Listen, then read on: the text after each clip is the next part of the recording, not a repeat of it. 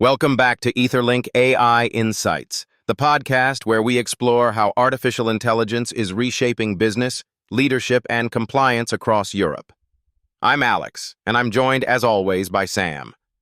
Today we're diving into a really timely topic, Agentic AI and Enterprise Automation, and specifically how Helsinki is emerging as a leader in building trustworthy AI under EU regulations. Sam, this feels like it's right at the intersection of three massive trends: automation, compliance, and European leadership. Why is Helsinki the right place to be talking about this? Great question, Alex. Helsinki is genuinely fascinating because it's not just adopting agentic AI. It's doing so within a regulatory framework that most other European cities are still trying to figure out.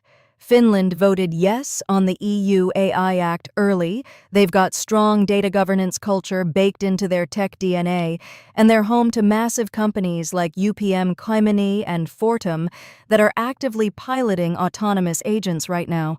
So it's not theoretical. It's happening at scale. Right, and I want to make sure listeners understand what we mean by agentic AI, because it's different from the generative AI tools people are familiar with. What's the actual distinction, and why does it matter for enterprises? So traditional Gen AI, like ChatGPT, responds to a prompt. You ask it a question, it generates an answer, done. Agentic AI is fundamentally different. It perceives its environment, makes decisions, and then executes multi-step workflows autonomously without needing human input at every stage. Think about a supply chain agent that doesn't just analyze data. It actually adjusts orders, alerts stakeholders, and escalates risks on its own.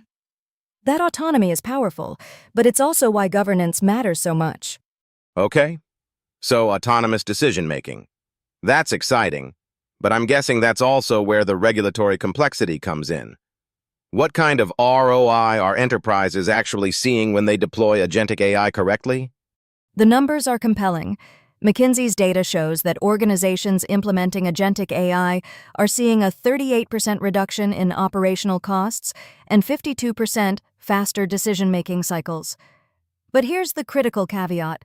Only organizations with structured AI governance, what the blog calls AI lead architecture, achieve these gains sustainably.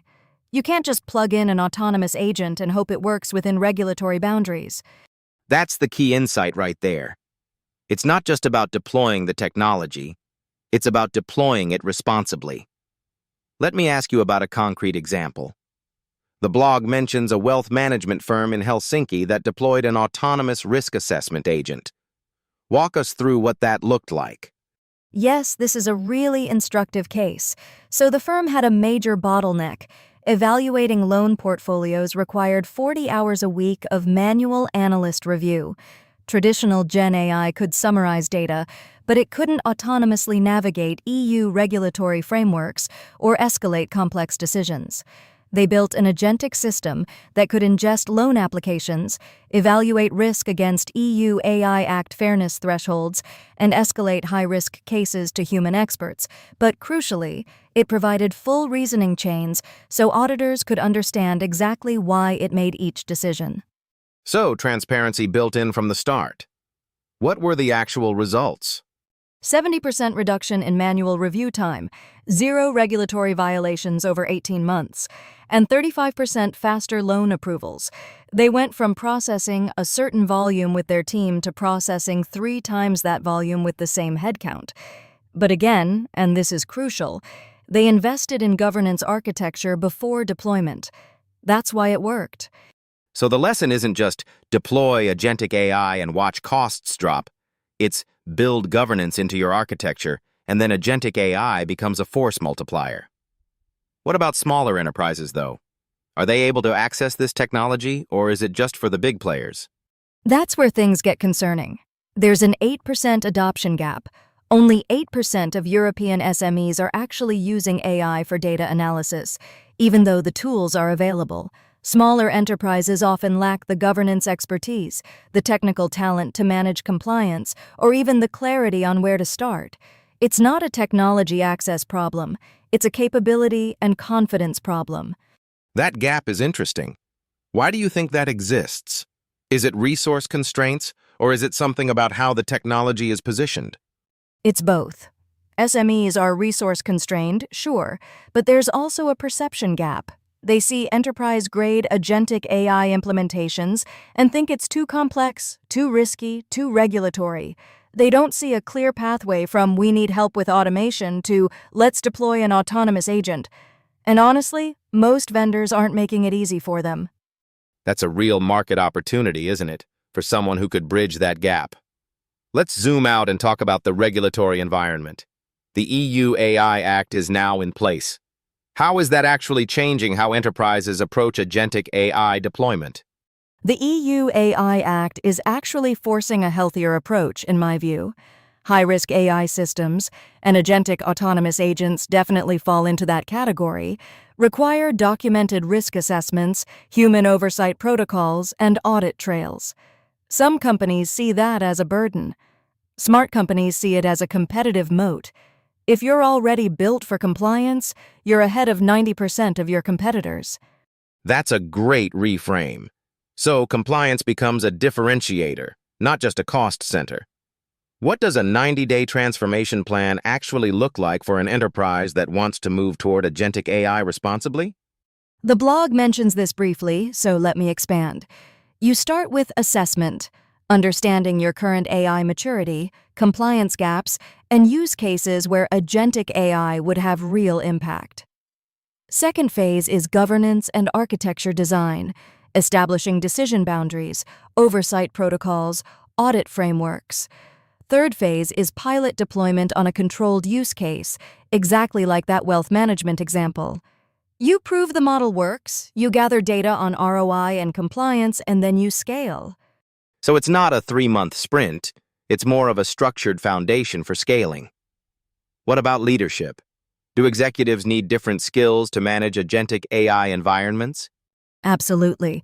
Leadership in an agentic AI environment requires understanding not just the technology, but the governance implications, the ethical dimensions, and how to maintain human oversight while allowing autonomous systems to actually work. That's a skill set most executives haven't developed yet.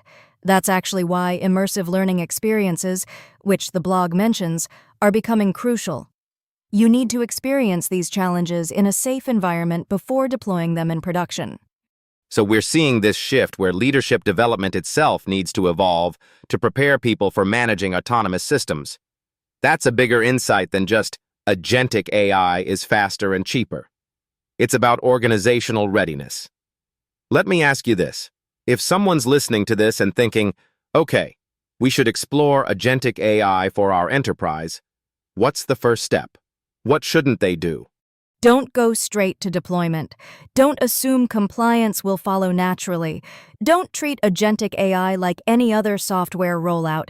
Instead, start by honestly assessing where autonomous systems could solve real problems in your organization: bottlenecks, repetitive decisions, complex workflows.